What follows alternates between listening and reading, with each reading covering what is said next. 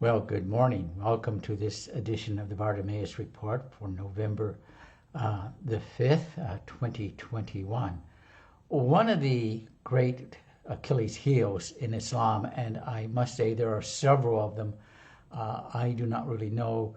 Well, when you examine Islam historically, there's no possible way any of it can be true. And one is found basically in the story of Hagar and Ishmael, and here we have Hagar and Ishmael, and they're out in the wilderness there looking for water. And of course, there is the story in the Islamic tradition where Hagar and Ishmael drink from a well that is near Mecca. Actually, was at I'm trying to think whether it was in Dearborn or in California. I think it was in California. Someone tried to sell me some water from the well at Mecca, the Zamzam well, special water to make, and I didn't buy any, but to say the least. But we have this tradition now. If Ishmael and Hagar were never in Mecca, then of course Islam is false. But let's look at the biblical narrative for a moment, shall we? Because this is where we do find the detail. And it's found in Genesis chapters 21 through 14. And I'm just going to read two verses, and then we're just going to look at the map here for a moment with it. It's going to show you not so much where Beersheba is, but where Paran is. And again, Muslims claim that Paran is down south near Mecca. But let's read the account in Genesis in the Torah, shall we? Abraham, beginning at, again, we'll just be reading verses 21, 14, and then down in 21. But you can read the narrative for yourself at some point in time. Abraham rose early in the morning and took a bread and a skin of water and gave it to Hagar, putting it on her shoulder along with the child, and sent her away. And she departed and wandered in the wilderness of Beersheba. So the Torah tells us that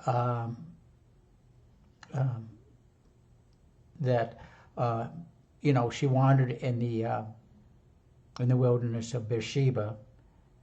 And then it says you have the account of them wandering, the water running out, and the angel of God reveals to her a well when the boy is dying.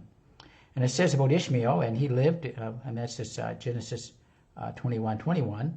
He lived in the wilderness of Paran, and his mother took for him a wife from the land of Egypt. And from the research I've been able to do, Paran seems to be located either down at the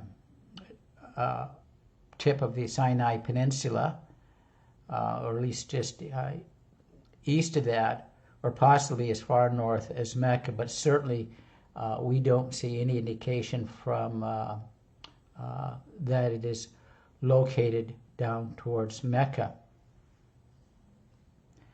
And now let's look at this and see how this works out.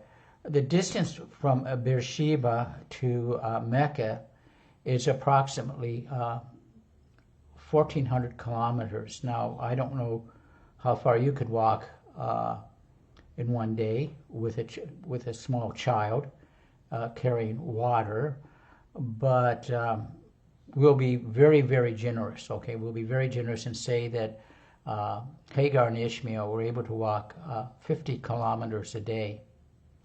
Well, 50 into 1,400 kilometers is 28 days. And we'll estimate that possibly that they required between the two of them 3 liters of water, 3 times 28, 56, 72, something like that. You would see the amount of water that that Hagar would have to carry on her shoulder, by the way. And that water was to last them for, again, we're being really generous. 28 days would have to have, that trip would have taken them much, much longer. And so we see the impossibility of Hagar and Ishmael, if they started off in Beersheba, to wander all the way down to Mecca. Just a total impossibility, of course. And so, my Muslim friends, I would ask you to consider the biblical narrative, compare it with your traditions, the Islamic traditions, and you'll see that truly Hagar and Ishmael were never in Mecca. And of course, if Hagar and Ishmael were never in Mecca, then the only conclusion is that Islam is truly false. Well, again, thanks for watching. Have a great day, and may God bless. Oh, by the way, I'd love to hear from you. Before I say that, love to hear from you. Please respond. I'm going to have this both on Facebook and on my YouTube. If you see it on YouTube, I'd ask you to give the like and subscribe.